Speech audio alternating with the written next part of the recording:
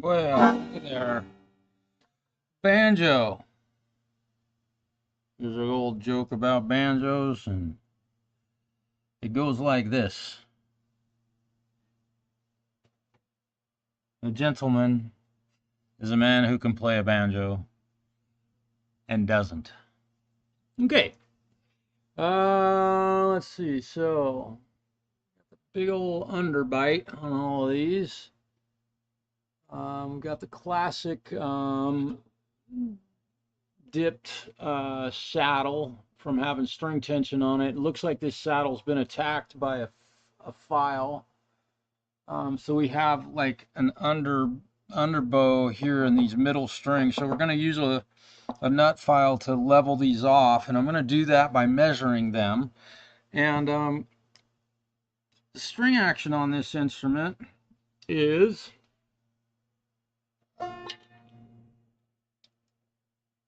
boy, it's pretty dang close to being dead on. Now I'm measuring it at where the neck meets the body, and I can see that this neck is actually spun a little bit, but I think that it is spun a little bit out of level with the instruments. I'm going to look this over real quick from this end. What I'm looking at is that this side of the neck is a little bit higher tilted up, but the string action is looking nice and the same across the instrument. So now I also want to add to this, but yes, this now of course that string is, yeah. So the neck being twisted slightly. Now, one thing I can tell you about this is that I've already had the neck off of this, and I've done a bunch of work on this instrument already. And one of my partners in crime told this young man that I could do the work on this thing for 80 bucks. And I've asked him to not do that anymore because of the amount of time that I have in this. YouTube research on that Jaguar. I think it's going to take Stu or Chris an hour or two research. Yeah, I kind of looked into yeah, it also. I mean, I was hoping that I would find something that said, you know, but there isn't. So when he comes back, we'll get all his information, and then I'll put Stu on it tomorrow morning. Okay. And I may have some time today. I can look into it if I need to. Yeah, so, but yeah, you've got other stuff going on, so that's... I got nothing in a hurry right now, so I get this banjo and I got Jeff's bass. Yeah, so let's get them. Get them done. That's money in the bank now, dude. Right, I got it. Okay, we'll get her. So, okay. All right. We had a real interesting car stereo work on a Jaguar. Not the most common vehicle that you see, and why anyone would buy one is beyond me. I don't know, aside from name and maybe financial status, I suppose. But so anyway, we've got an interesting one on that. Looking for information to figure out what we can do on that. We don't work on Jaguars here very often. So that has nothing to do with my guitar repair, although I know enough about car audio to be dangerous, very dangerous. So I'm happy to answer questions about car audio if you have any also on here. I know that's probably something that maybe nobody would have guessed. All right. So let's do a little preface on this, and I really appreciate everybody tuning in. I get asked a lot, when do you go live and that, and I generally don't schedule my lives when I'm working here at the bench because I never know when I walk into work if, like this morning, I'm going to be faced with that type of work. So if you're curious about why my live streams are somewhat unannounced, that's why. I never know what I'm going to be doing. I have to do probably knowledge-wise, got to kind of be a sort of an expert on roughly, let's just say, 17 different trades, that each of those trades could use a specific person to know everything that there is to know about it to provide a very good service to a customer. And I've got to know enough about each one of those things that I can help people. And I do my best with regard to that. So, imagine that you're working for, let's say an appliance store, and you have to know everything there is to know about washing machines, refrigerators, toasters, air conditioners, home furnace, HVAC systems, toilets, that's sort of how it goes. So that's kind of what I'm faced with working at this small shop. We're a small mom and pop shop, and I ask that if you need to buy an instrument, go to a small mom and pop shop and get their help. Don't go to Guitar Center or someplace like that. That's just my request. Hello, Joe. Good to see you. Thanks for tuning in today, man. Not a terribly exciting video unless you're into banjos or curious about working on one. So let's talk a little bit more about what I've done on this. When this instrument came in, it had no strings on it. The nut was not attached, and the saddle was actually in the case, so they kept all that stuff. This instrument was gifted to a young man, I believe, who is either still in high school or maybe he's just getting ready to graduate from high school. I don't know. I didn't ask. But he wants to learn to play banjo. So, having heard that, another young person interested in creating music, I figure, again, why should he learn to play on an instrument, an affordable instrument? This is a Galveston, not worth a ton of money at all, but they probably, I'm guessing, around $300 to $350, brand new. And I don't want him to have to learn on this thing with really super tall action and strings that won't stay in tune and things like that. So I've gone over this thing and checked the machine heads, made sure they were all tight enough. These use a really interesting tensioning system to keep the machine heads from spinning backwards. And this does not have your typical banjo tuners. They're more like a guitar tuner. So that is a good thing. I don't know why anyone would put a banjo tuner on a banjo with the new technology that's there, but it does happen. You can look them up. It's astonishing that they would put that sort of stuff on a guitar. It's kind of like building a guitar in today's world without putting a truss rod in it, which I don't think Martin put truss rods in their guitars until the mid to late 80s. So that's how far behind that ball Martin was. But they still have a great reputation. But many of their guitars don't have truss rods in them. So enough about that. Now, this instrument, when it came in, and here we can look at the back interior of this instrument, and it does have a sound plate, is what I call them, or a sound bowl dish. They're called lots of different things. It will fit on here, and it's a little beat up, but it will fit on here. Oh, where's the slot? There it is. Like this. When I get done, this will be back on here. But I got started on this yesterday. Didn't have time to do a live stream on it, but the neck angle was tilted way up. And in order to get the string action correct, we needed to bring that neck angle back. And we're looking at the back of the guitar, but the neck angle needed to go down in a downward direction. And it was tilted up. So the string action here, you can imagine if I raise that up, how high the string action would come up here. So, now, furthermore, to get that neck to move enough, this heel was actually touching the body of it. So you can see that I had no room to tilt that neck backwards. So it forced me to have to remove a little material off of the heel of this instrument to get it to be able to tilt properly and still make good contact with the body. There can be a gap here that's not unusual, and obviously you can see how this works. You loosen this nut up and you tighten this, and it will pull the butt of the heel down closer to that and tilt that neck backwards the way it's supposed to go. So I did all of that yesterday, and it did a pretty good job getting it to all match up.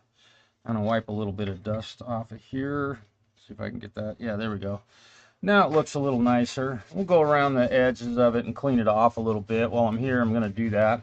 So it looks a little nicer for this young man. And this instrument was owned by another young man who plays guitar, really good guitar player. His dad's a really cool guy.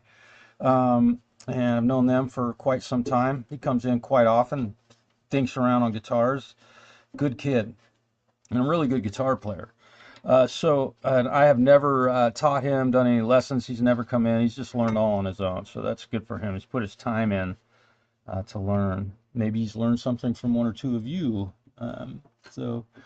Anyhow, so we've gotten all of that done, and I got strings on it.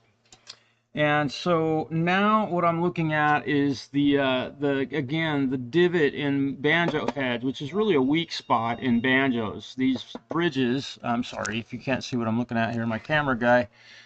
These bridges will bend in the middle. This is a piece of wood. This is can be very soft, so it will bend in the middle with just the typical physics of materials like this where they bend.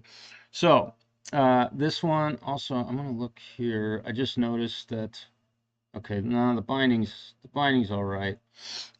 So we're going to take a little bit of height off of these to get them at least to sit level with the frets.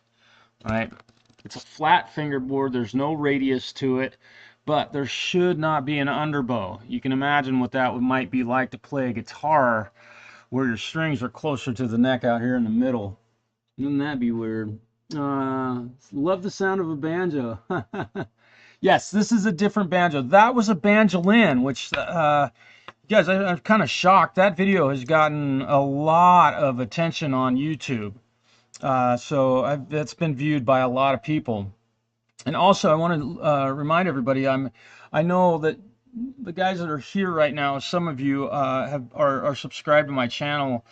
I'm at about 59% unsubscribed right now, and I put this kind of content out there, and you might learn something. If you end up having to work on a banjo, even just talking about having to remove this, you might learn something. So my hope is that you would subscribe and hit the notification bells. I'm never going to have a great big channel, but it does help me, and I do make a little bit of money off of YouTube. So having said all of that, we're going to get to leveling this bridge.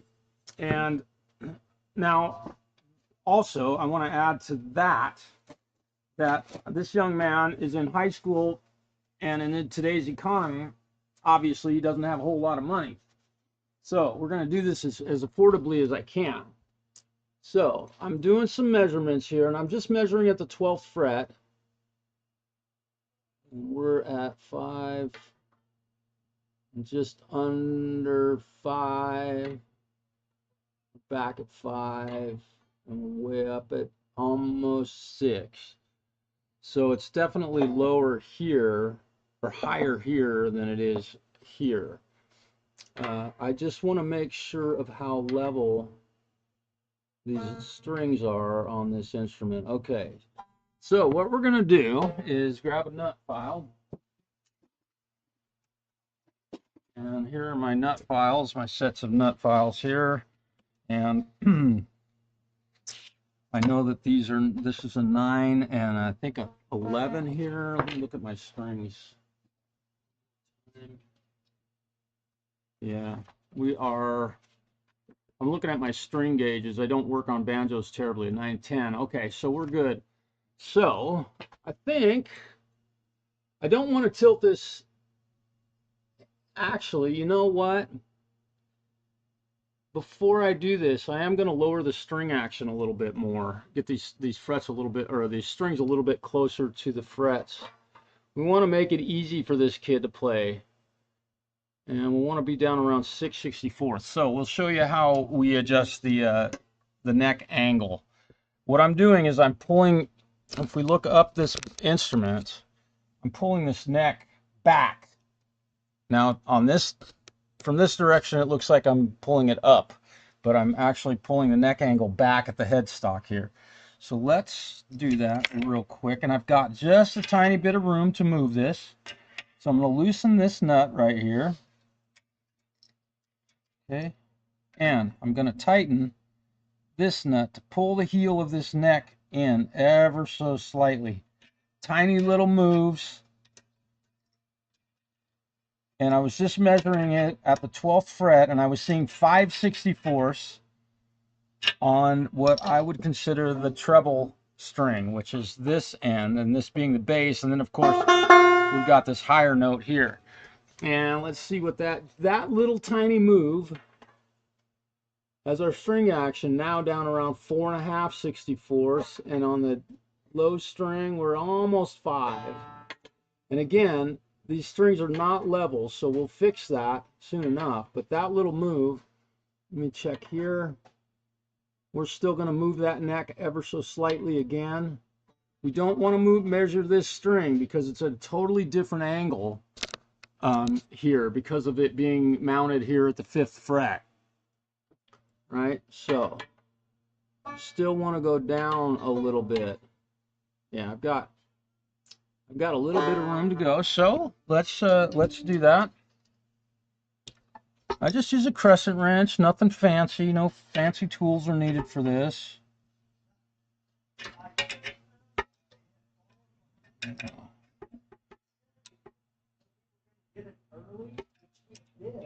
Now each time I move this thing, it's changing the tuning of the instrument, so I probably should tune this thing back up. All right, just loosen that one, give it some room to be able to pull that neck back. And let's see where we're at now. That little move right there, bam, 4/64 exactly on both of these. Now let's check our neck, make sure all of our frets.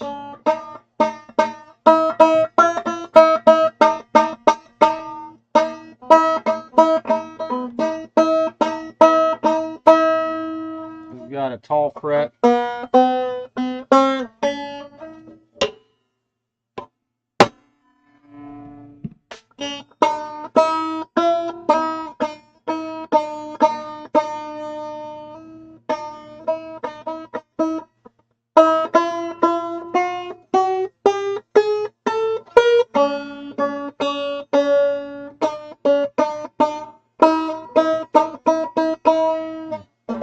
Definitely the 2nd fret right here is a little bit tall, so we're going to just give it another little smack here with a hammer. And yes, I've got it braced underneath this spot. I'm going to tap this again.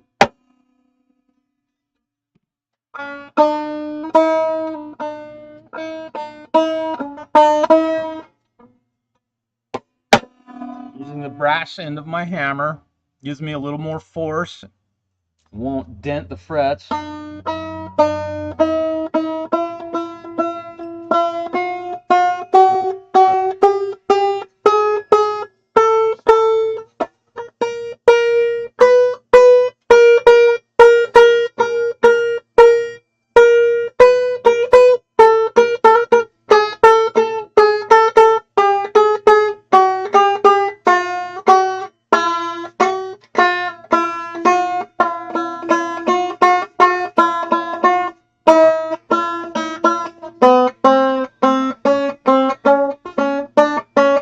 So I'm getting right down to the point where the string action might actually be a little bit too low at this point.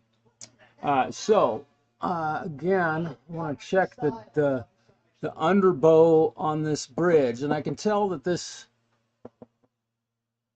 I'm just looking across these, and I kind of put my level across here to see that as I touch these strings, I'm not touching the center two. So we want to get them all at the same height, at least to level this off. I can't unbend the bridge or the saddle on this. Bridge, call it a bridge, saddle, whatever. It's kind of both. So what we're going to do is we are going to take just a couple swipes at this. I have not intonated this instrument.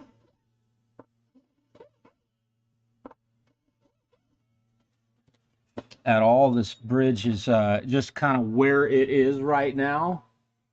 And we're going to check our measurement. I can already see that that did not do what I wanted it to do, at least not at this point. So we're going to take a little bit more. Any questions on this? Let's see. Did you different band? Yeah, different. Definitely. Hey, Jampro, Jesse Michael. Hey, man. Welcome. Pro level banjo setup. Oh, indeed, dude. And thank you for being here, Jesse. I appreciate it. It's the first time I think I've seen you here. Welcome. There's a lot of really good dudes on here right now. Joe, great to see you. Jampro. Oh, you having lunch? Awesome. Y'all, Jampro's doing some really cool stuff in life right now, and I'm really proud of him. And he's a very good, an amazing technical engineer when it comes to digital audio. All right, now we're starting to see some improvement in that. And I've still got to take it down a hair. Now, this is one of those times where I'm kind of using my eyeball because there's potential motion in this as oops, I'm sorry, you can't see what I'm doing. My camera guy. I'm going to lower this camera down a little bit so you can get a better view of both ends of the spectrum. I'm measuring it here at the first fret, or where the fret meets the body, and or the last fret before the head. Now, I realize not a lot of guys are going to be playing banjo or setting one up very often, but this can be applied, this work can be applied to violins in some cases. We have a bridge on a violin that's very similar to this style of bridge. And you can, you know, if you have a youngster that's wanting to learn to play violin, this is a 20, what is this, this is a 20, and we're going to use this file. I actually do not have a 20,000th fret file. Let me clean this off before I still have, so I'm using a 17, and I'm gonna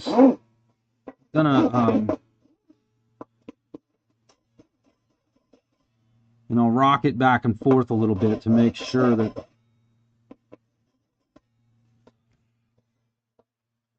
little tiny moves.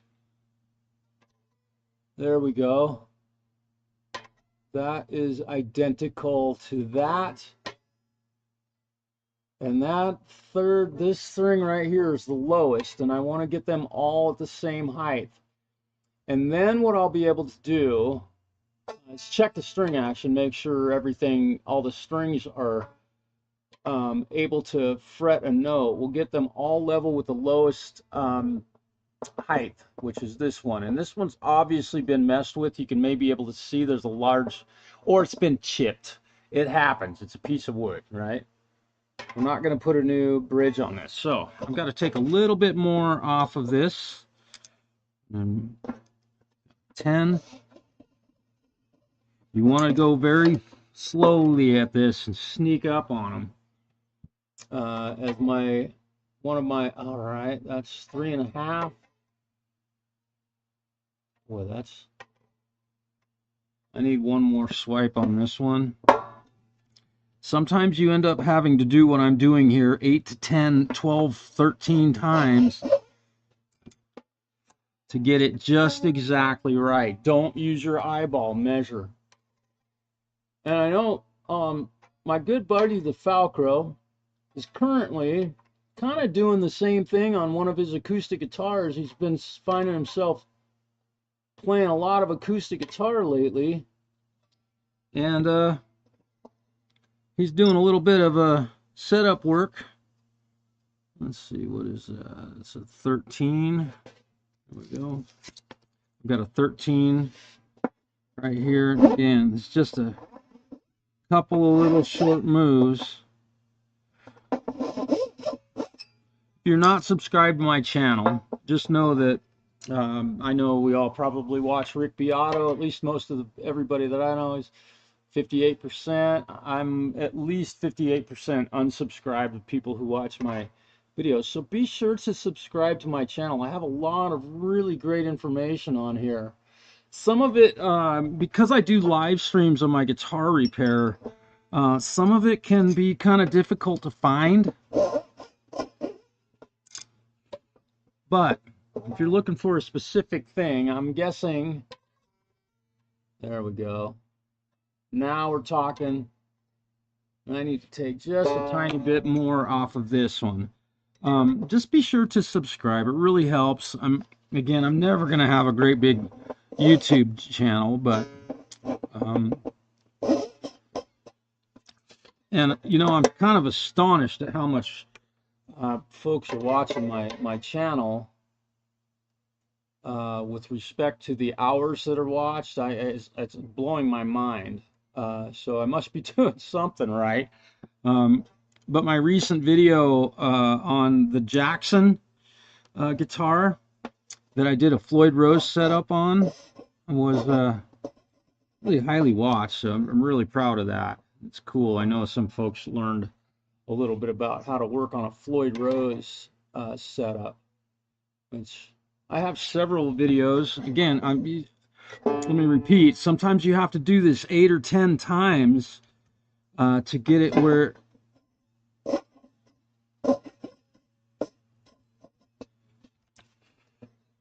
before, and you don't want to go too far. That's a bad one. You can't really build them back up. Okay, now we're looking level.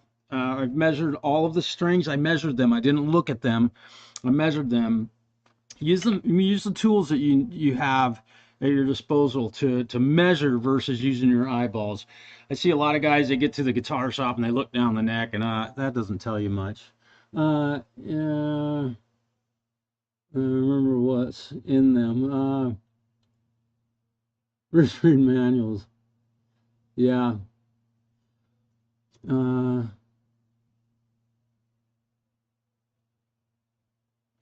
Much mixing consoles with fire hose. Yeah. Like blocking that Floyd Rose bridge. Yeah. I just don't do it like that. Thank you, Sean. Oh, cool, Jesse. Oh, that's nice. Okay. Yeah, Sean and I had a nice video chat a while back, and saw his channel. I can't remember who introduced me to him. It might have been BCG 5150 or whatever. It might have been. I went over and watched his channel. He was playing live guitar, which always makes me smile, because I am, you know, with all of the let me put these away real quick before I get too far ahead of myself. With all of the fake guitar playing on YouTube, and I've said it many times, the only fake guitar playing you'll see on my channel is when I shot video for an actual music video. And unless it's a live video of, let's say, the Scorpions from 1985, where they're playing at Wembley Stadium or something like that, you're generally going to see a lot of fake guitar players out there, and there's none of that allowed on my channel. When I shoot a music video, I will record myself acting, but I try and play the part as close, but it's not me playing that. We all know that. But okay, now let's check our... Okay, so I've got my string action right where I want it. I've got good frets, nothing. Now you might notice a little bit of rattle. That's just due to the fact that this is a banjo, and that's what they do. It's a snare head ultimately. There's no snare on it, of course. Another thing I did yesterday when I was doing my preliminary strike on this yesterday afternoon, I have about an hour into it yesterday, I did check the tension of the head, and torqued all of the tensioning nuts on here to the same torque. So they are all, we know that this head is in really good tune. You want it to be a dissonant note. This is tuned to G, ultimately an open G chord. So I'm going to go ahead and tune this thing up and stretch these strings a little bit. I did not do that yesterday, so for...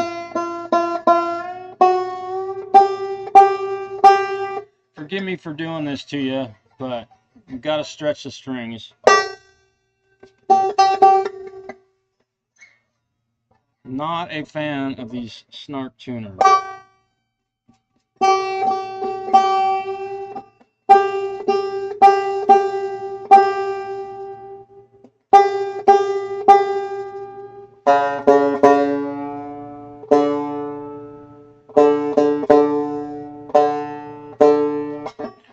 I did tune it up yesterday and played it a little bit.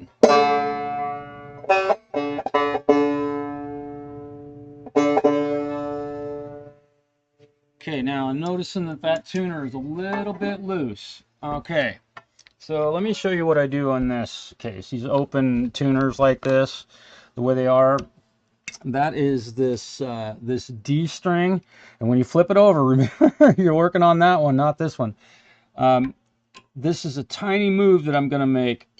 That was it. You just watched me tighten that up ever so slightly.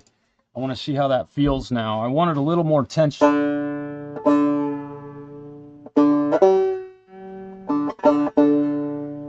I'm going to give it a little bit more. The tuner's not falling backwards, which it could if I didn't have that tight enough, but I'm going to give it a little bit more. Oops. Hopefully I didn't just lose my camera. We're going to give it just another little snug cinch on this. There we go. See how that feels. Now, this is one of the few things I will do on an instrument where not really possible to measure this. Not that it's impossible, but all right, now that machine head is feeling a whole lot better. I like that feel. It has some tension on it. And remember that I have not intonated this instrument at all. These snarks, not a fan. The new ones, start building your tuners back where you were building them. Back where you were building them before. This new company does not have, or whatever parts you're buying are not the same quality, and you're charging the same amount. Your quality has declined and price hasn't.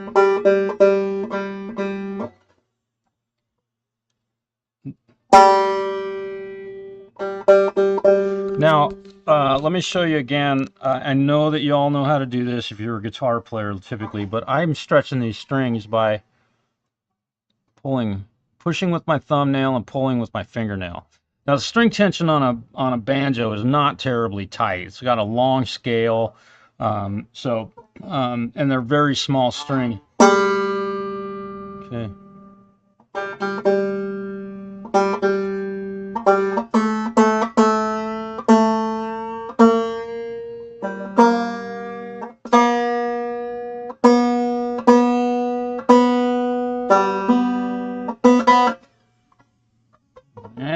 Just giving them another. Okay, so we'll move you back down here.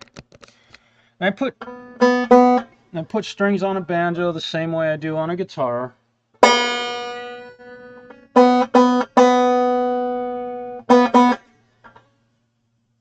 These tiny strings, sometimes they stretch a long way. It's kind of astonishing how much a tiny piece of metal like this will stretch.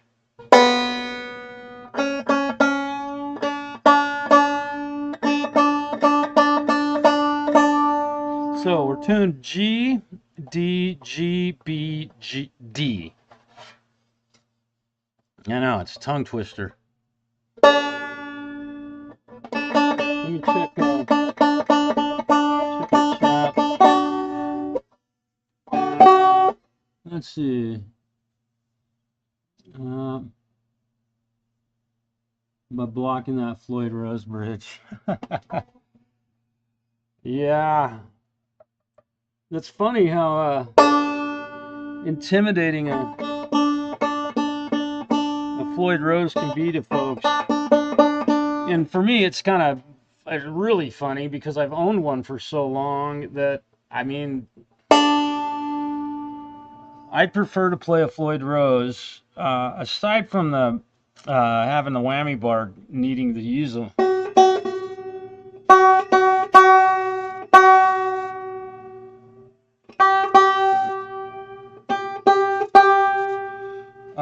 They're the best tuning platform ever invented. I mean, arguably. And that is truly arguable.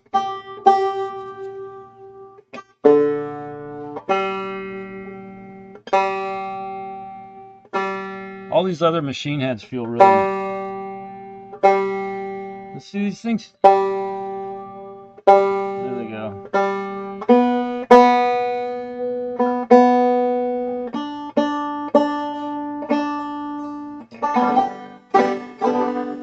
Alright, now I'm going to use this tuner to check intonation because, again, I don't trust the snarks. I really should.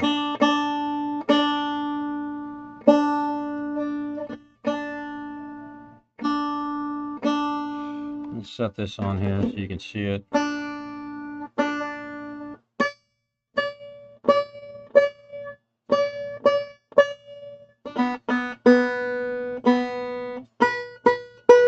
Alright, so we're flat with our intonation. So let's go ahead and move our whole bridge closer to the nut.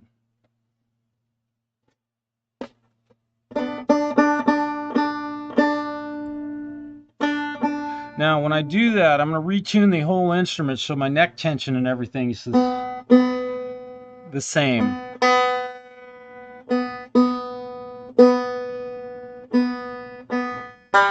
Or my string tension at the neck. I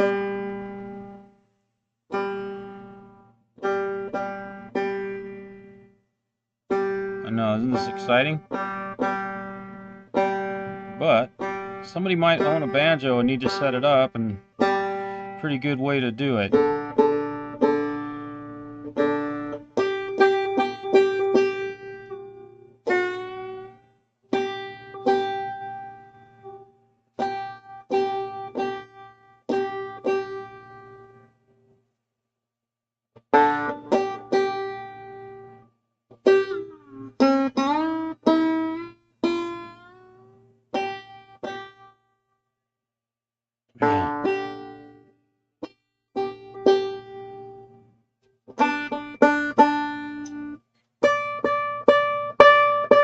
Getting a little bit closer here. We're just going to shift this side forward a little bit. Now your bridges on these typically are tilted slightly, just like they would be on an acoustic guitar. That has to do with physics.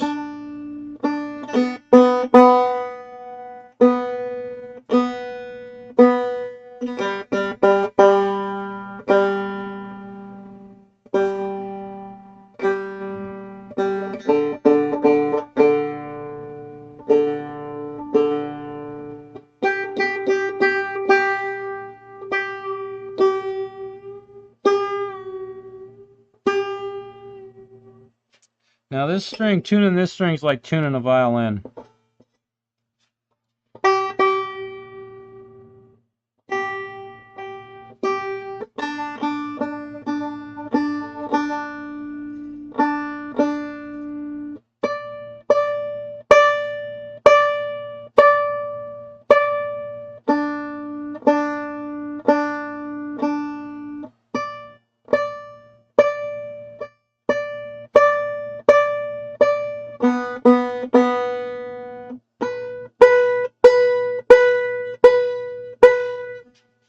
Okay.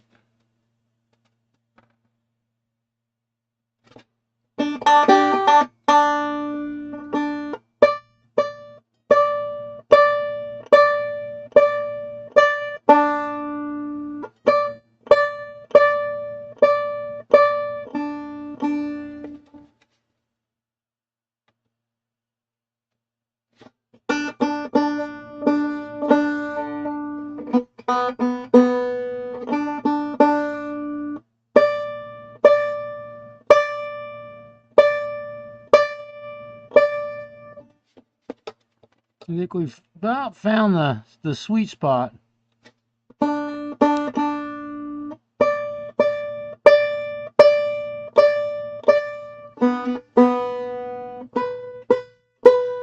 wish I was a better banjo player than I am.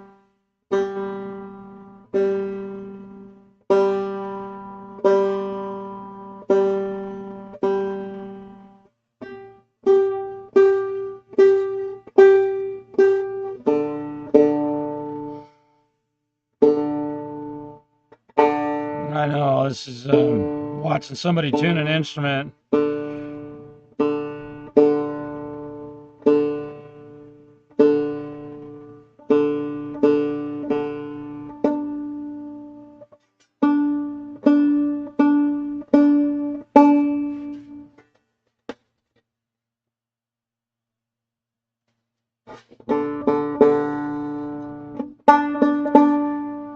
We may have to call that good. We could do a compensated nut on this and make it pretty close to as perfect as you can intonate a guitar with, or a instrument with straight frets. This is the reason why the intonation can never be perfect on any stringed instrument like this. It's physics just go against all of that because it's kind of an exponential number. I don't fully understand it, but I do know that this will never be perfectly intonated all the way across the spectrum. It's impossible to do. All right. I think I've got my neck action right. I think I've got my strings set up pretty nicely. And we're going to go ahead and put this head back on here, or the sound reflector. And we'll play this thing for a moment. I'm not going to play it a whole lot because I am not good enough to be entertaining at all on a banjo.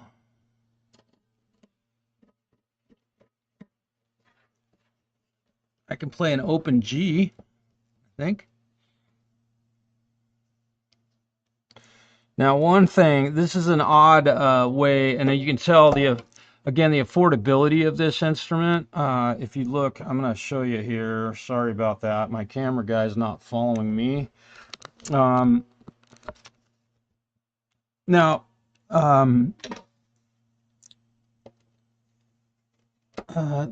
Takes 12 screws to remove this back plate.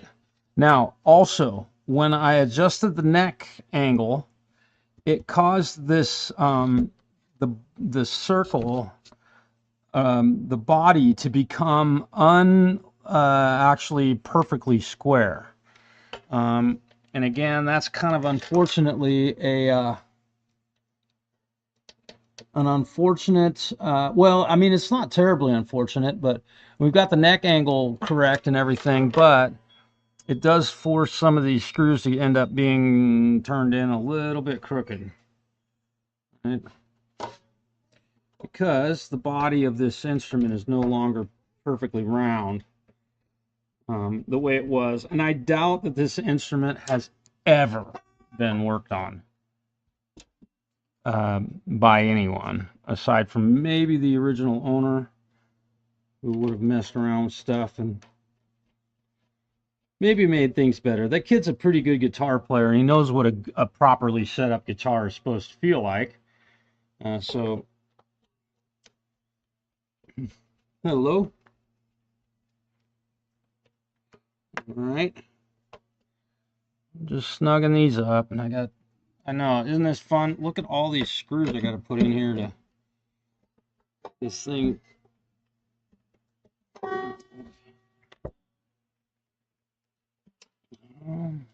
Okay.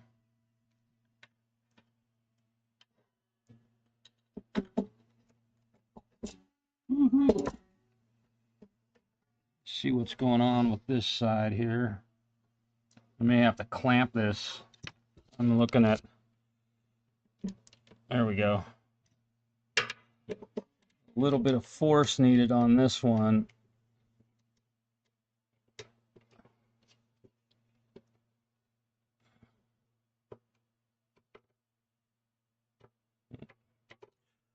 Doing my best.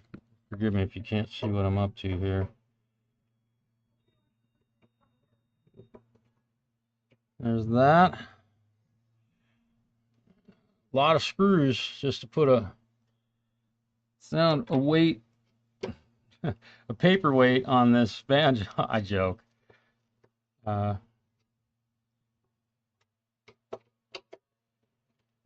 we go. We're getting close.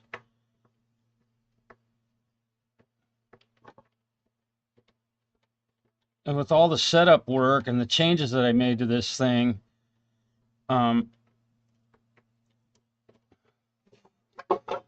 things are not going back together exactly the way they came apart, which is common on a banjo like this. But one thing I will say is that in my work, I did not have to, I didn't have to turn the truss rod. Oh, I see what I just did there. Okay. I have the wrong screw. Okay. Come out of there. I may have to fill the hole now. Just grab the wrong screw to go in that. We'll see how well this one bites. Get a good bite on it. Oh yeah, should be good. There we go. Okay. That went in there a whole lot easier. One last screw and we'll be able to play this thing. See how she feels. You know, part of, you know, what I enjoy about doing this stuff is that it actually makes me a better player because I have to play all the instruments to see how they feel. So that's nice. High independent.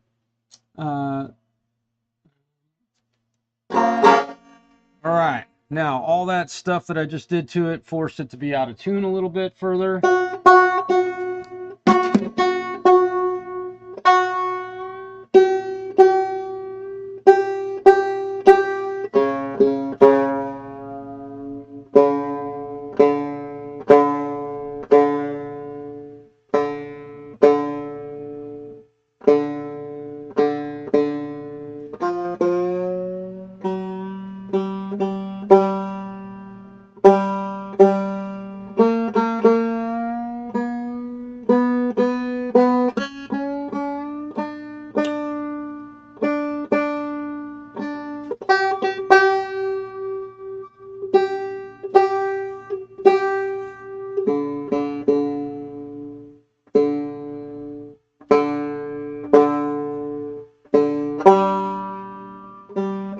Almost there, guys.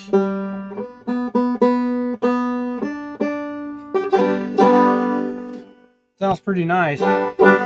Sounds very well intonated. So one of the first things I like to do when testing a banjo is check the intonation at the 12th fret. Now I want to double check my string action. And holy smokes, that neck has moved. By putting the back plate on here, it has squeezed the shape of this circle, and the string action has been raised exponentially a lot. I'm thinking, when you work on affordable instruments like this, you will run into this sort of stuff and do a whole lot of work and then have to take a lot of stuff apart.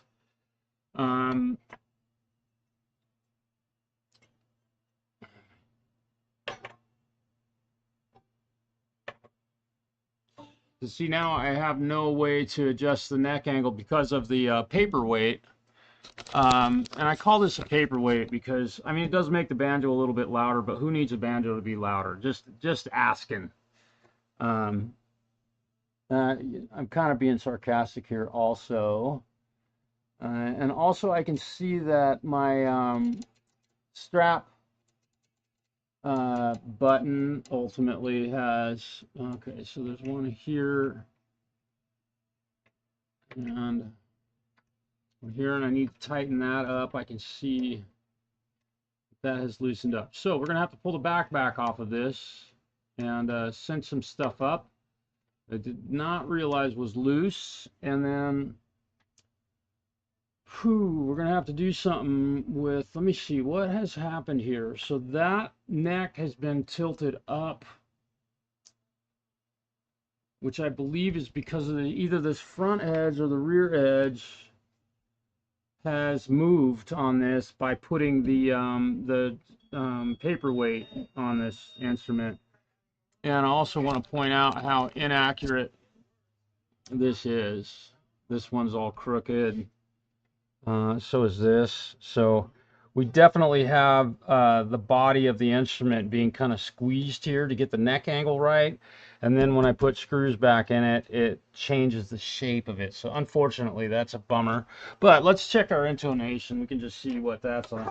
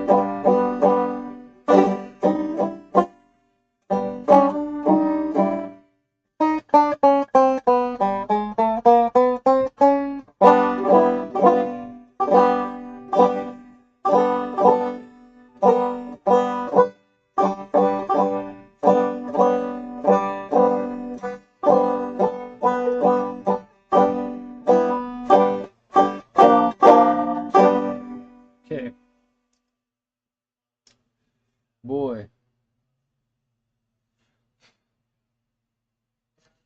Yeah, forgive me, you guys. I'm thinking about this because I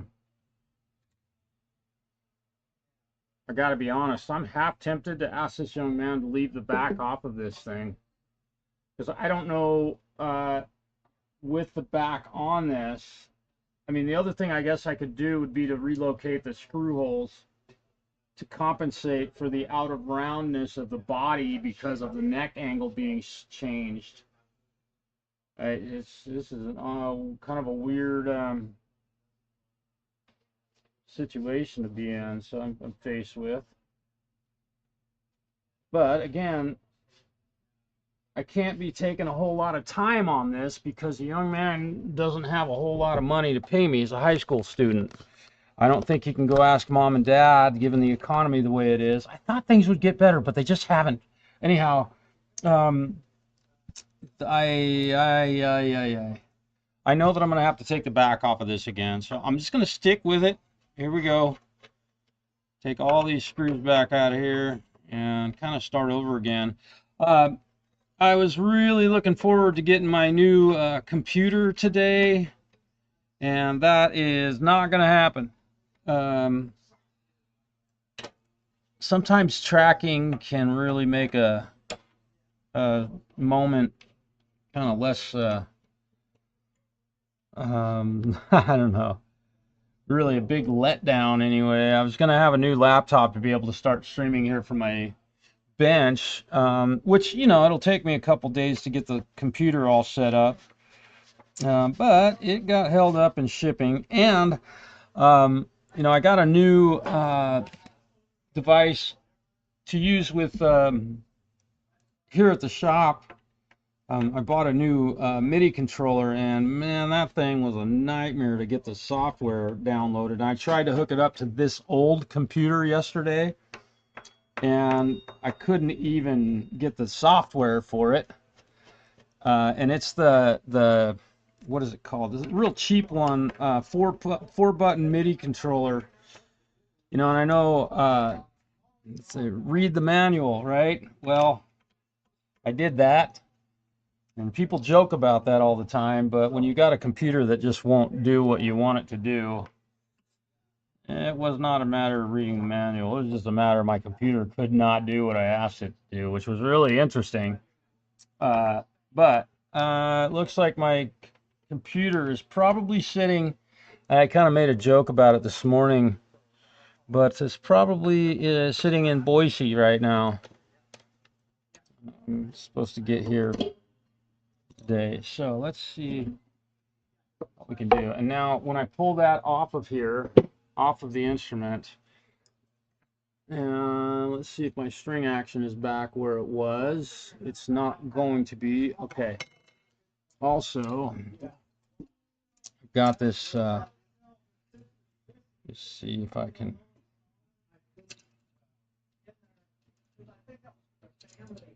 How in the hell? There's a strap button here that is supposed to be supposed to hang out this direction so that you can tie a strap onto it. So now the string action has changed, so I'm not 100% certain why. So let me see. First things first, I got to get this moved, which requires ultimately, I can't spin that.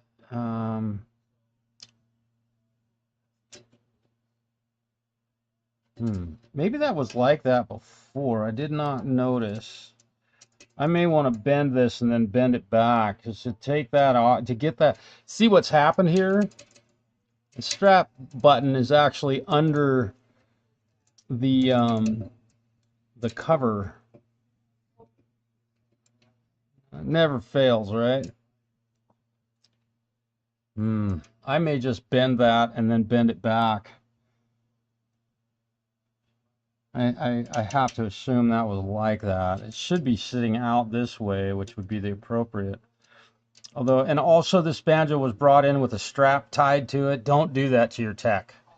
Take the goddamn strap off your instrument before, forgive me, take the strap off of your instrument. My computer as well. Got a desktop. Oh, good. Let me check my email real quick if I can. I don't know if this computer will do both of these things at the same time. You may get a little glitch. Let me see. Oh boy. Yeah, this thing doesn't even like opening my email. Let me look. Let me see. We'll see if it's out for delivery.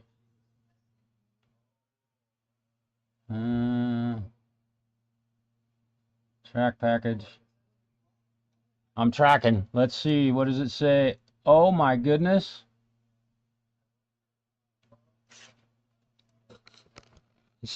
It made it. It's here. It says it's out for delivery, which is kind of weird. Maybe the numbers didn't update fast enough this morning. So I may get my laptop. It may actually, it's not delivered yet, but it's coming on FedEx, which that makes me pretty happy. The last few packages I've got didn't come from UPS, which I was very happy about. Boy, I would like to get this turned around, but boy, the amount of work it would take. I'm just going to see if I can do it.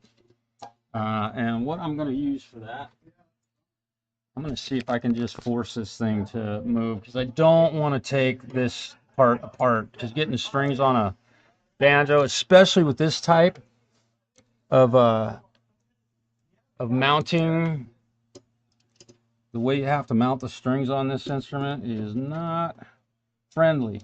There we go. Got it. Which that pushed this down a little bit further. Okay, so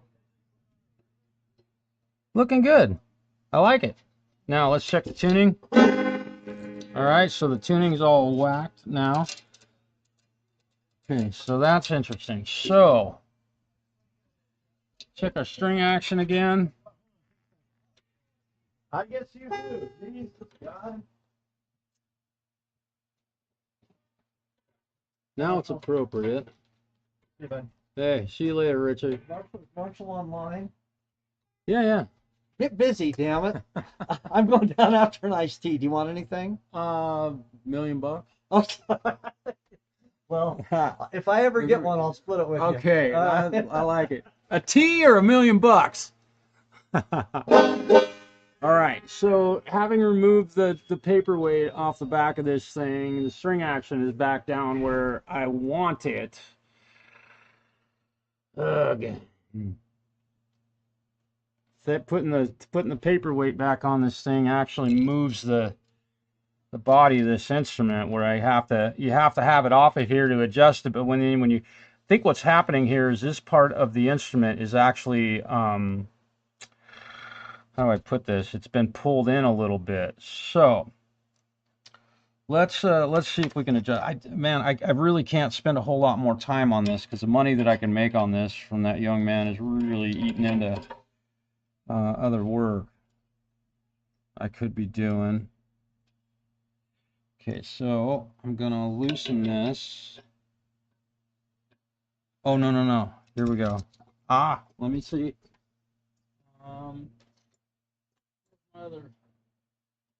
I'm looking for my other pair of vice grips. A really nice vice grips. Oh, that's right. Those things grew a pair of legs. Okay, so I'm gonna have to use these vice grips, which I don't like doing, but I had another really nice pair of vice grips, but they're no longer with me. So what I'm doing is I'm turning this stud to push out. So I'm turning it into this, which should push the whole mechanism out.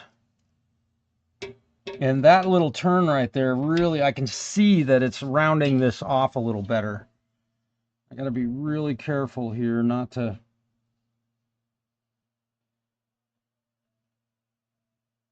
Yeah, you can see this, the torque that I'm putting on that. I think I've about bottomed it out. Now, I'm gonna take this nut and just tighten it up.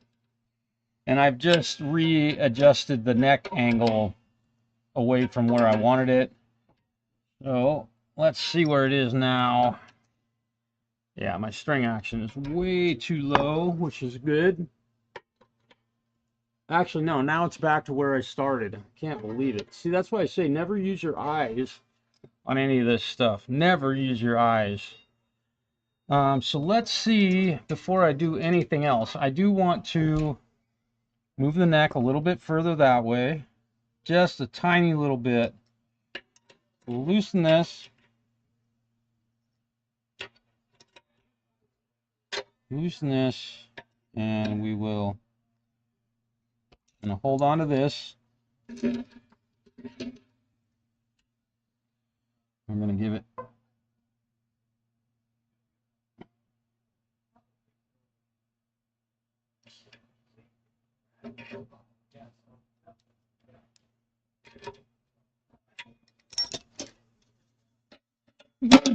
Oh, careful there. Careful, homie. All right. There we go. That tiny little move right there just got the string action right where I want it. Now, let's check this paperweight and see if everything lines up better now.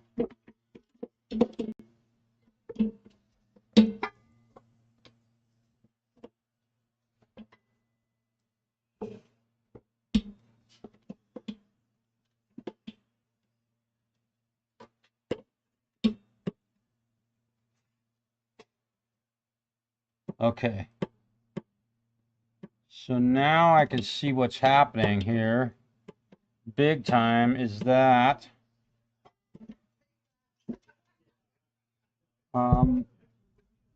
here's what's happening here.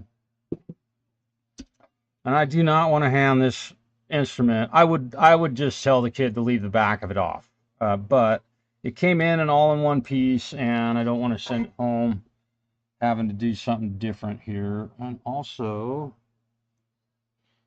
Where's that strap button? It was here. Oh, it's up here. There you go.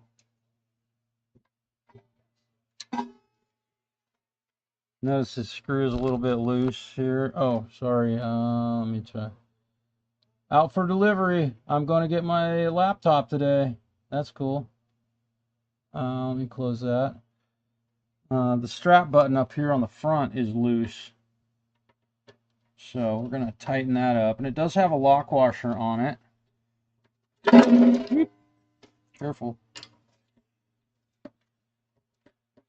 Gave that a nice cinch. Okay, so now we got strap buttons all appropriate.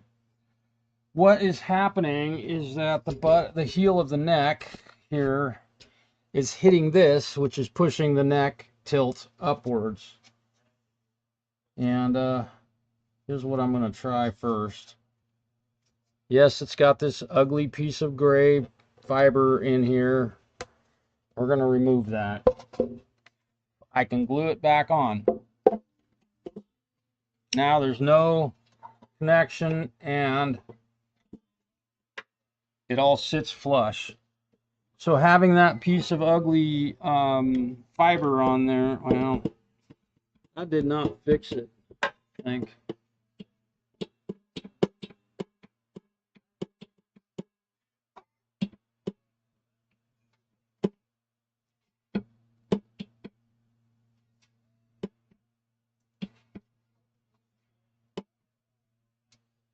Okay.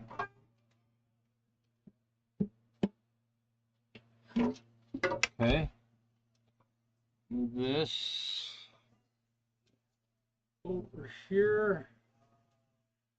Now, I've just set that banjo down on some speaker boxes, and those have magnets in them.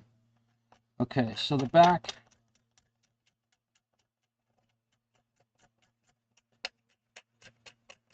Okay.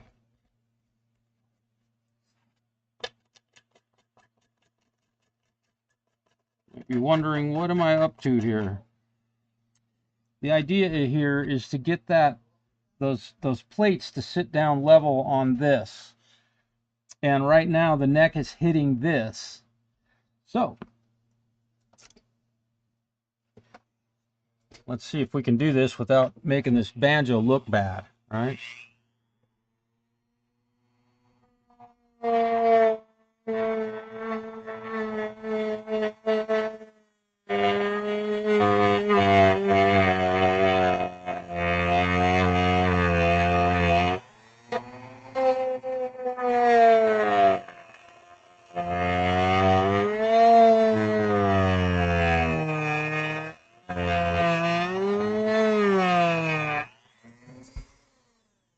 Taking a little bit of material off the inside edge of this so that it doesn't change the appearance of the instrument. And I'm just going to pick away at it here and see if I can make this match up without having, and let's see.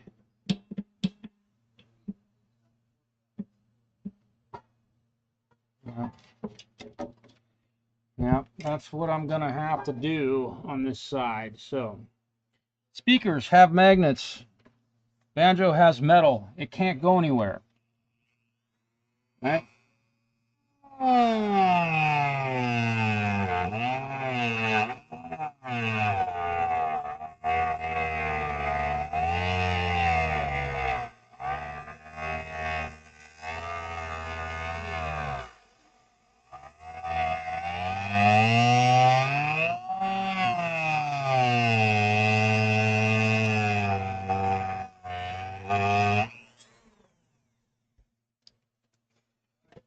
Trying to leave as much of the front edge of this on there as I can to get this angle correct. And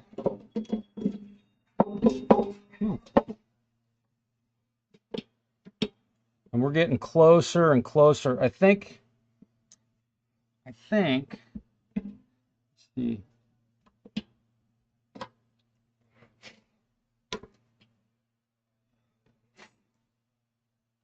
Yeah. I'm definitely going to have to remove a little bit of the front edge of that. Ideally, you wouldn't want to have any contact necessarily here with this sound hole, so, or the paperweight. So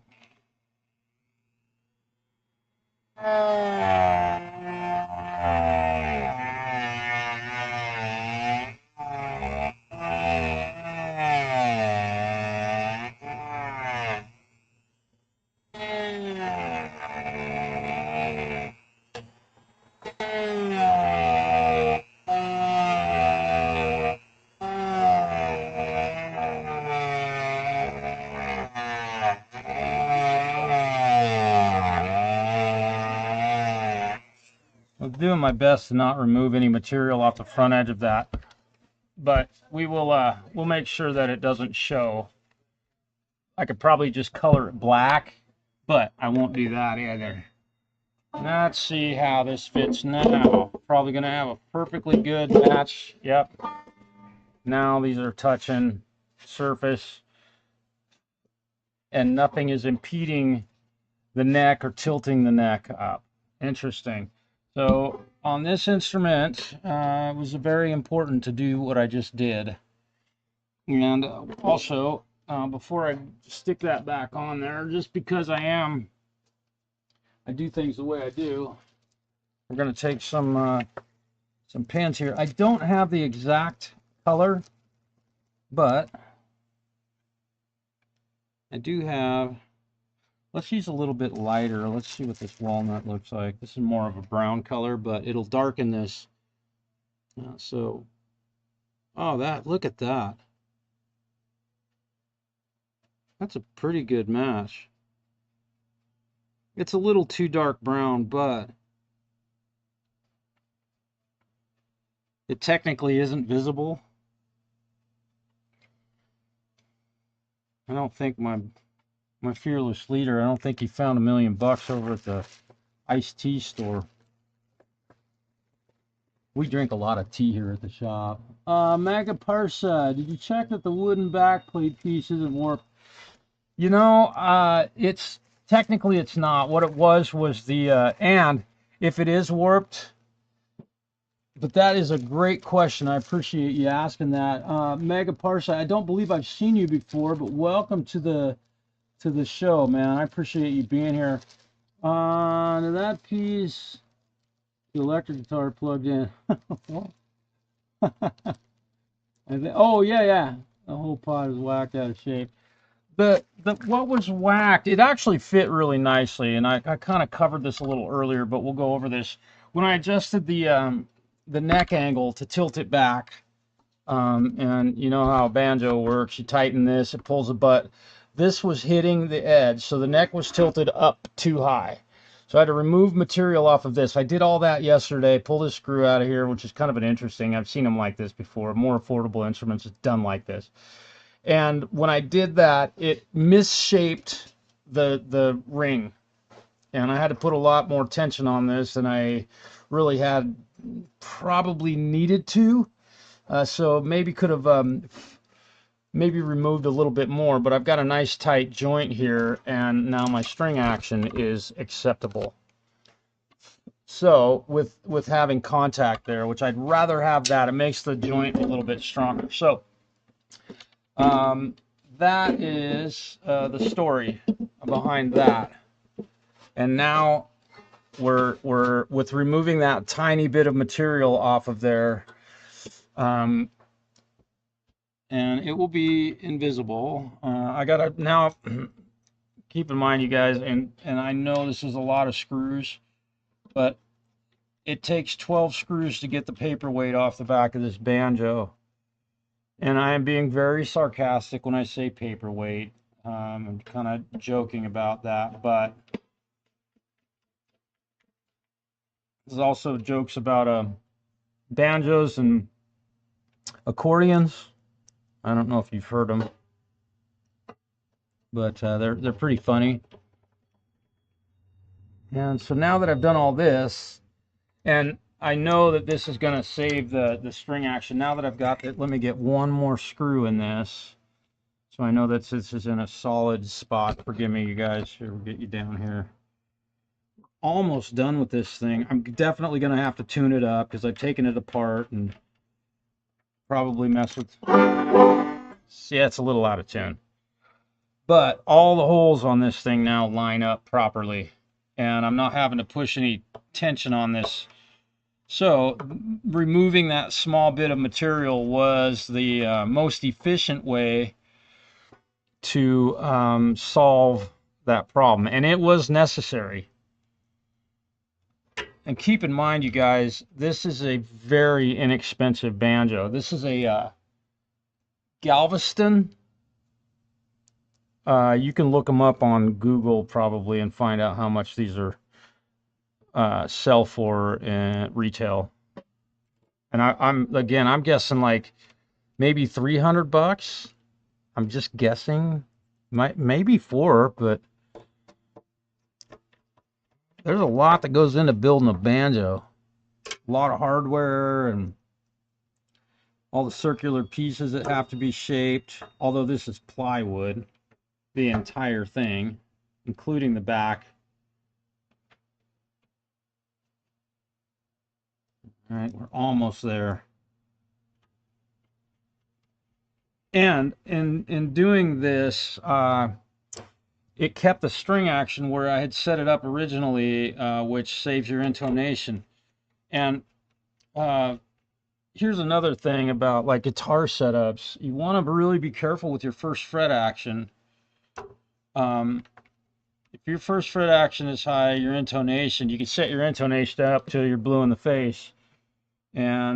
But your first fret note will be out of tune. So preferably playing, or usually when playing an F chord, you're going to not be in tune with everybody else. But you might play a chord up here at the 12th fret, and you will be. Okay, so.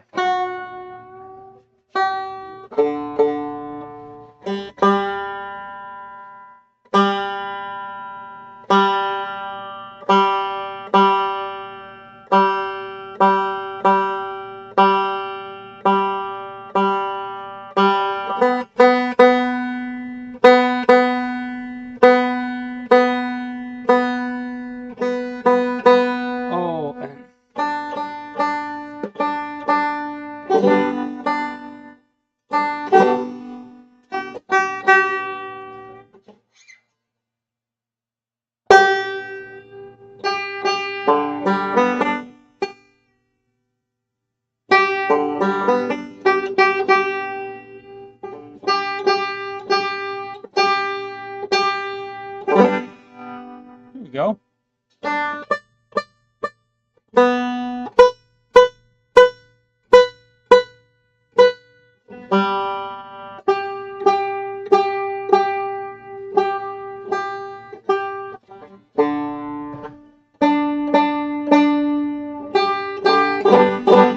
Okay. Some very good advice here, and if you're learning to play banjo, which I hope some of you will, it's a very interesting instrument. I'm not going to tell the joke. When you're tuning the instrument, it's a very good idea to not have your hand resting on the head. You will push that, and as soon as you release your hand, your string tension changes. I noticed that I was doing that when I was tuning this thing, laying it down on when it's flat. Typically, you won't be tuning your instrument when it's laying down on its back.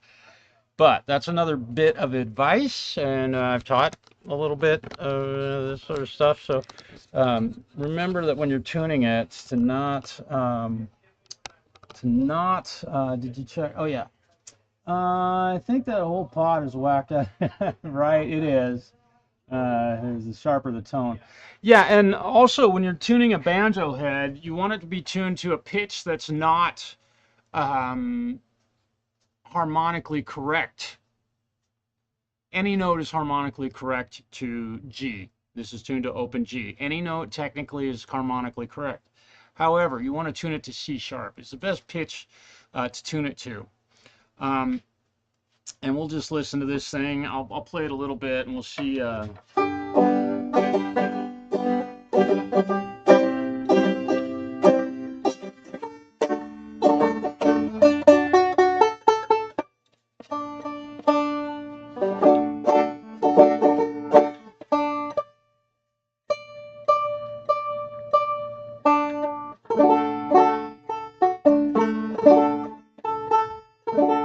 Sounds terrible, right?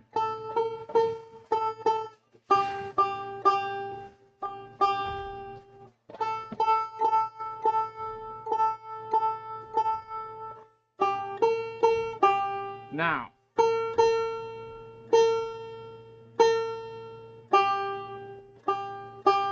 that's an open G, so this would be A, and it's almost A sharp.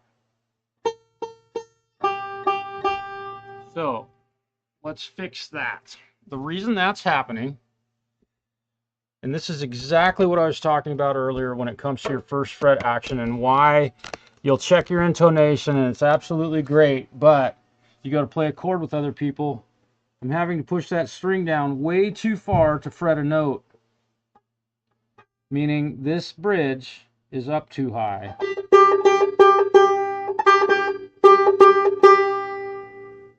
So, let me see. Almost, yeah, they drilled the hole in the wrong place on this instrument too. There's a hole right next to this that was.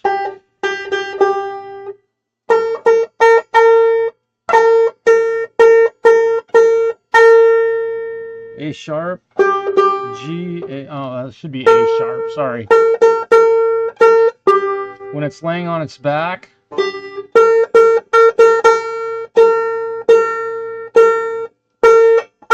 look at the snark. It's saying that that's.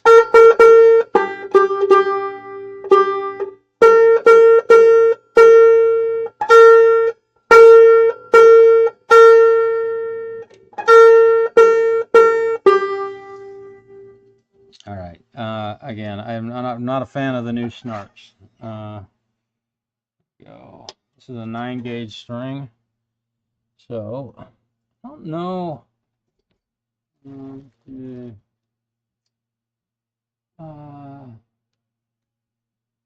Let me see here.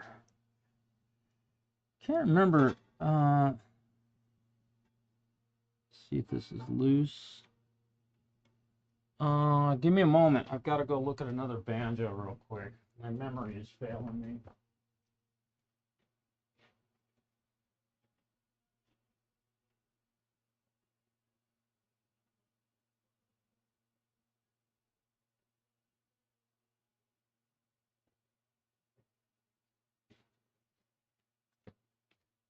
Been a while. I have to remember if, yes, that should be fretting the note on this. Ultimately a 0 fret. So we wouldn't have, yeah, okay, now I get, okay. Ugh, okay. So this thing is in extraordinarily bad shape. My goodness. I don't work on a lot of banjos, folks. So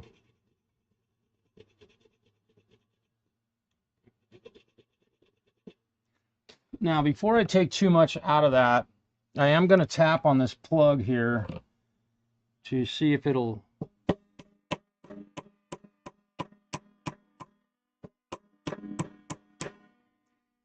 recess a little further so that I can not have to take. Let me see what that just did for me.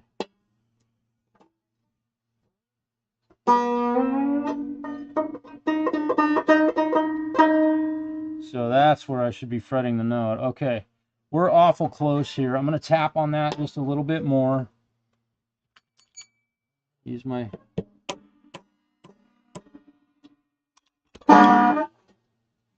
So there was a lot broken about this banjo. So this kid that's going to...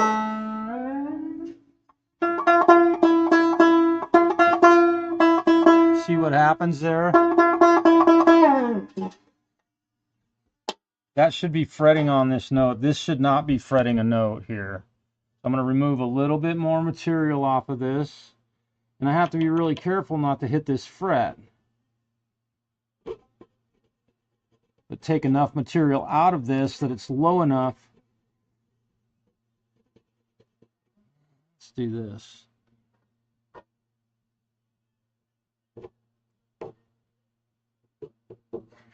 Okay, if Now, also the material, I need to remove some material off the top of that. Here's what I'm going to do for that. I'm going to just take a little bit off the top of this.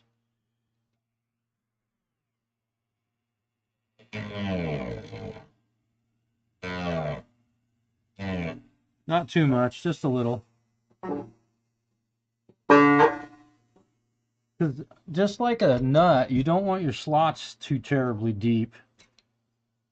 All this is doing is a placeholder. It holds it in position ultimately. Alright. Gotta get creative sometimes.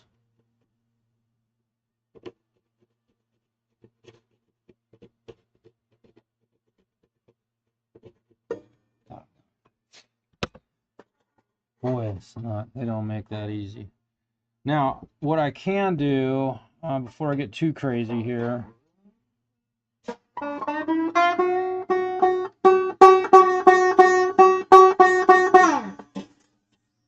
now what I'm gonna do, I'm gonna take a look here. Let's see if I can pull this out of here. Now, guys, I'm putting way more time into this than what I'm gonna be paid for on this work. But I don't want a young kid to have to learn how to play an instrument that's not set up properly. Okay, I can't get that out of there. Okay, that's fine. And that's fine too.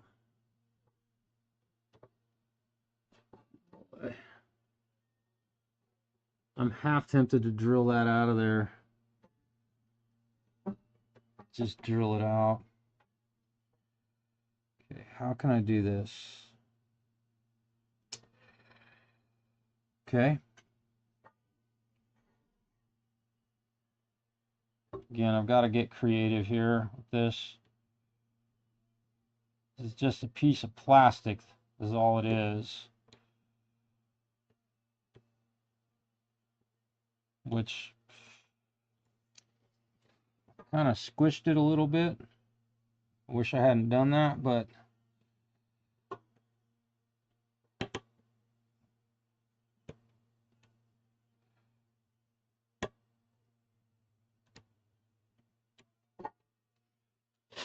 now see if I can unsquish it a little bit. We're going to go the opposite direction. There we go.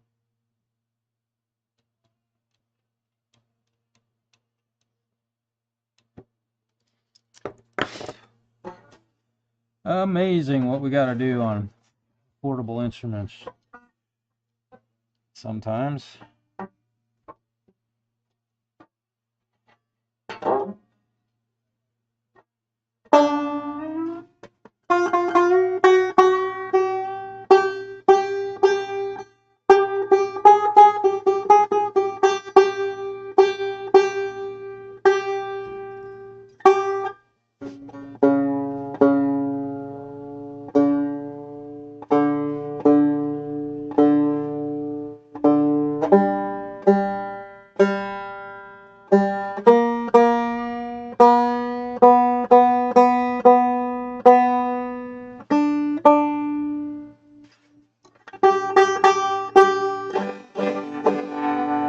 So big mistake that I made doing this was that I didn't realize that first string, or the fifth string, they call it the fifth, was not making contact with that first fret. It was an oversight. I don't work on banjos terribly often. I definitely am glad that I caught that, because you heard when I played that open C chord or D chord, I believe, or not open but barred D chord. And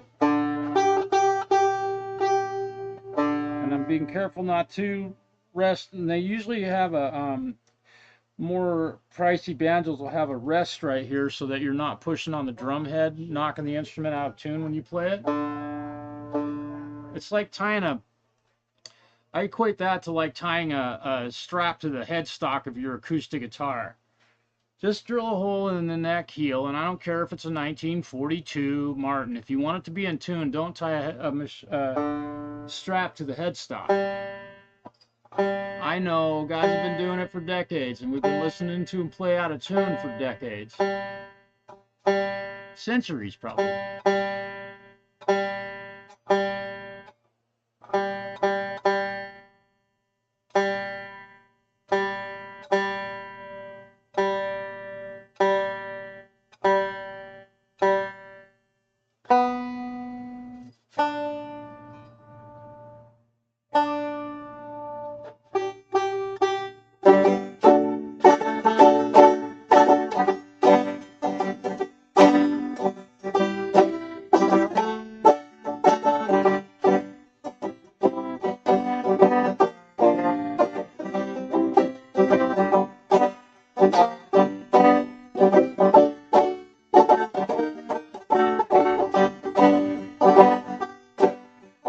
I cannot finger pick a banjo properly.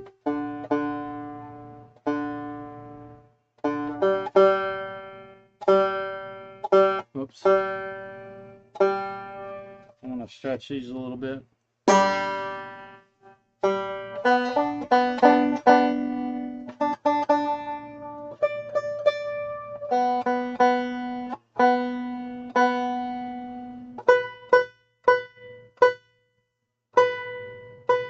A little bit sharp. We have to split the difference, unfortunately.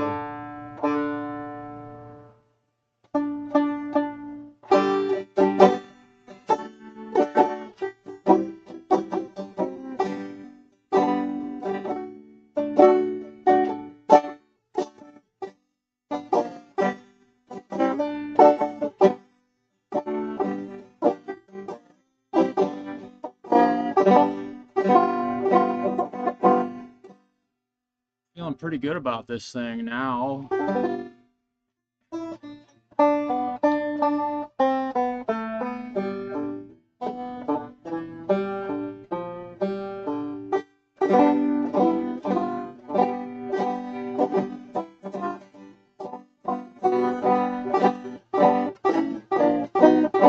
Now, I know I've already spent a lot more time on this instrument than the wage that I'm going to receive for doing this work, but I'd rather see a young kid keep playing an instrument because it's set up properly than not play an instrument because it's set up like shit. So, first fret action. The B and the D strings, the B string is pretty correct. The D string, I need to lower this string action ever so slightly. And we're going to start measuring now again. But I am going to take a little bit off of this plastic nut, I believe. Yeah, plastic. Now with nuts, when I'm doing nut work, I like to take some material off the back of the nut to try and remove some of the potential contact that the string will have with it. And this plastic just plugs up these files. So you don't want to go too far.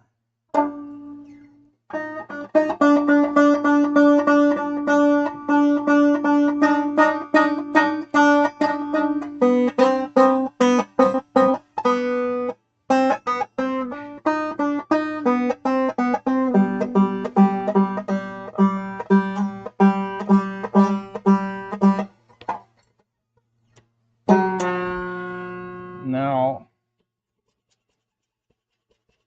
it's just slightly too high, but it's enough that if I didn't do this, I wouldn't feel good about the work that I did. I wouldn't say I've done my best. A lot of extra work going into these. And ultimately, all of the stuff that I'm doing, I think, was done at the factory.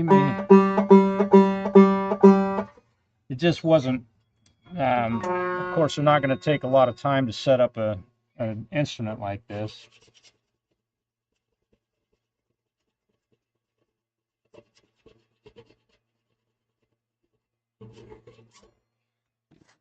No.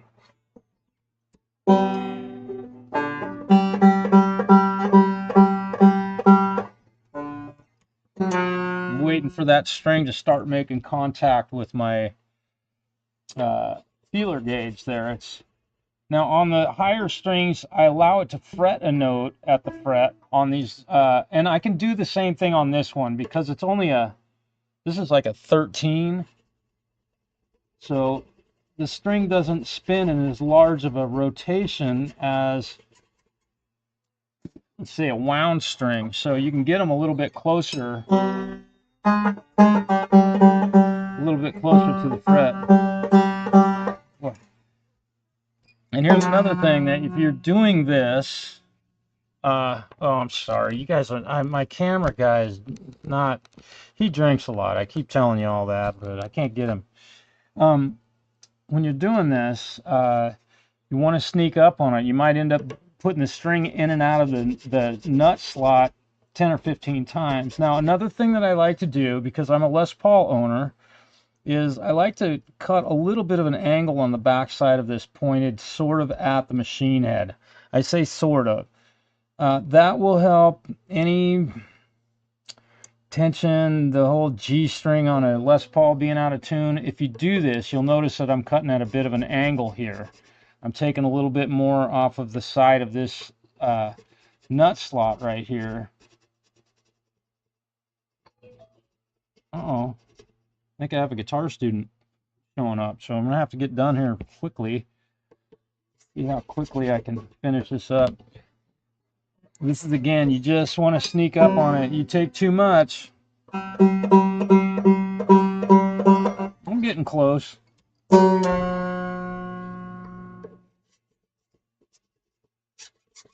Again, I cut in an angle on the back side of the nut to so that I don't have that string making contact. Wow.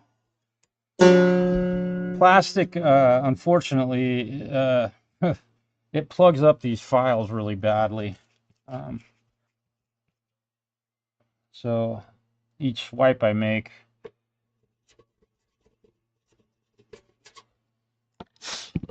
it fills it up.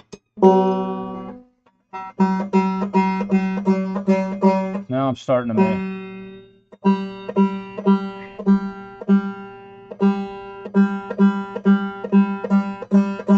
Getting close. I know it's probably kind of boring to watch this, but this is how you do it if you're fixing your own. Hello. No, do you need a signature? No, I think he left his keys in the mailbox box. Okay. Yeah, that's Mike. Let me call. Oh, I can't. He'll be back. I'll take him. I got him. He'll panic. Thank you for that. I've done the same thing.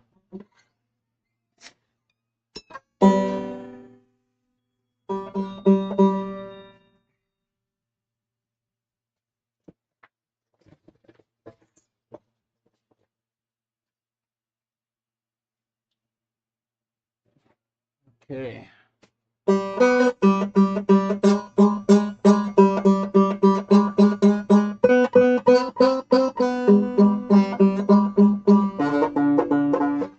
Alright. So, just this little bit of touch-up work here, and we're almost done. We're pretty much done, I guess. We gotta, let's see. Here we go again. Again, even this one I'm cutting at a bit of an angle because it's got to go that way a little bit. And I just don't like these strings touching the nut more than they absolutely have to.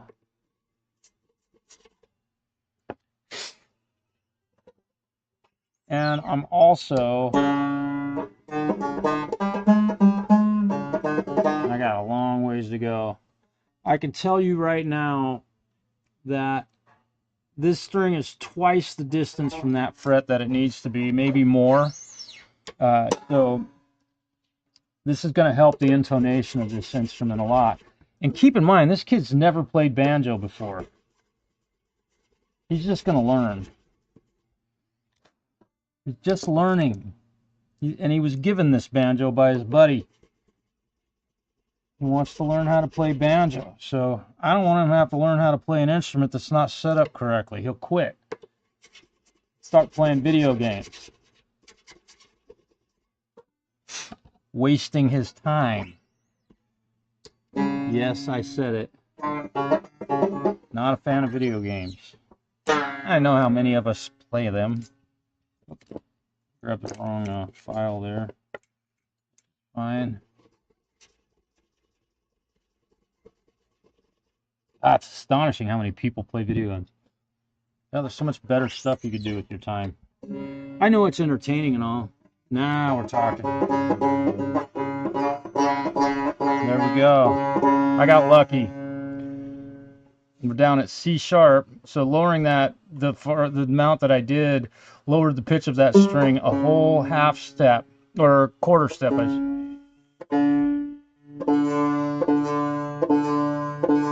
I know it rattles a little bit on its back.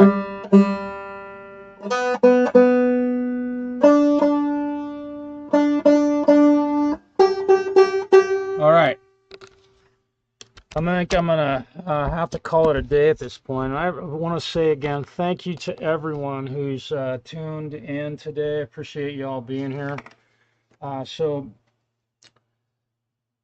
this is not all that my channel does. I know that doing this setup work can be a little long and drawn out, but you're seeing what I have to do to make an instrument play correctly.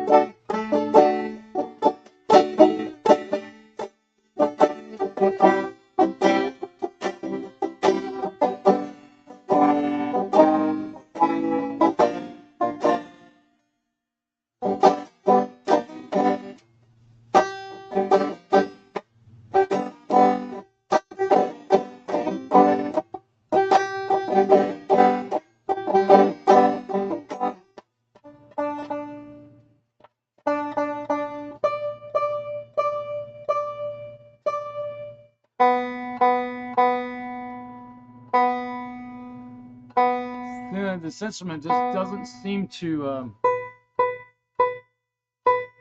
be in tune with itself.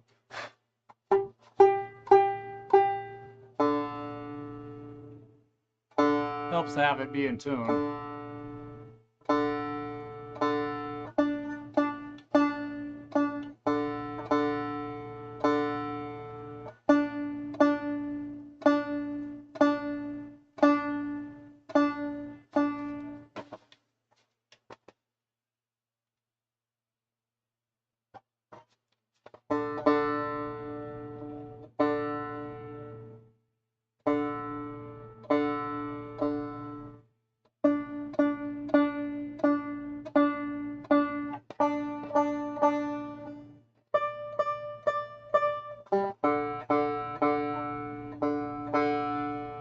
I know. Really flat. This thing might end up being straight. On YouTube, what it looks like on that Jag is on the bottom. There's the radio part. You know, there's like a 3-piece, and you just put a single DIN in that hole. In that space. In that space, and it takes an interface and it takes some stuff, but and then the antenna looks like just there is an antenna that fits that. It's probably not an electronic antenna, but a regular antenna. Okay, yeah, the one on it was broken off. They're gonna have to replace it. The actual antenna itself was broken off. It's gone, right? Yeah. Or is it just the mast that's gone?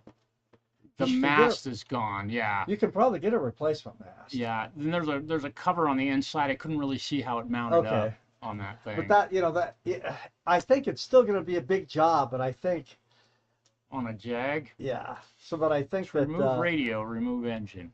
What's that? To remove radio, remove engine. Oh, you got to take out the shifter. Oh yeah.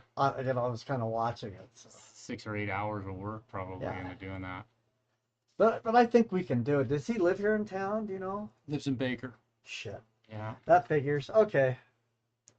I hadn't had a chance to even look at it yet today, but I'm Well, glad I've you got it did. here if you want to run it up. Just run it real Okay. fast before he Cool. gets here. You know, that's. Is So he that, coming make in sure back I'm in looking today? at this side. Okay.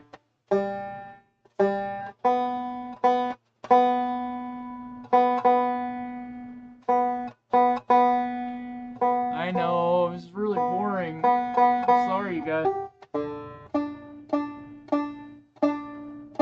We're getting closer.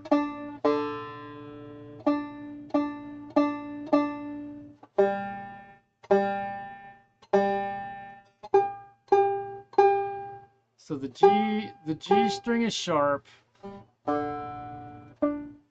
according to the snark. So we're gonna call that good enough.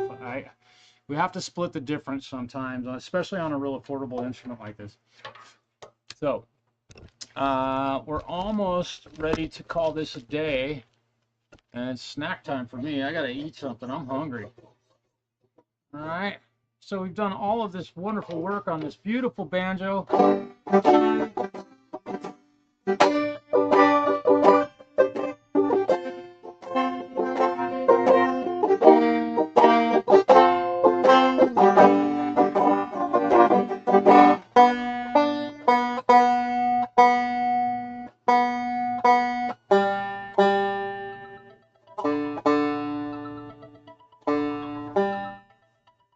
Time for my student to be here. I think he sent me a message last week, said he couldn't be here, or he sent me one today. He's pretty good about that. Yep. Ah, I'm papers and laws. Ah, he sold his home. Everybody say congratulations, John. Yeah, that's okay. He knows. I'm gonna let me send him a congratulations. You're gonna say congratulations, and I gotta give him the good old medal. Yes. Excellent. Oh, that's so cool. Oh, man. Oh, another great guy is going to be moving away from our small town. But that's welcome to small town America.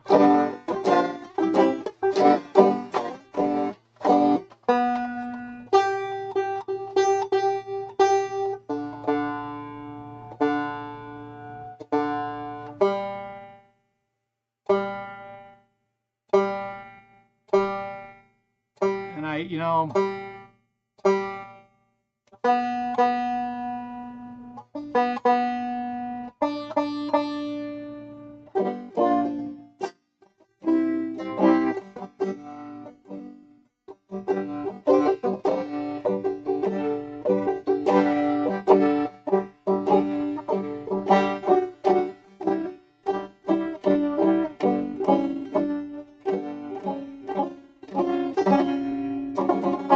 probably won't hear a chord like that very often on a banjo. So there we go.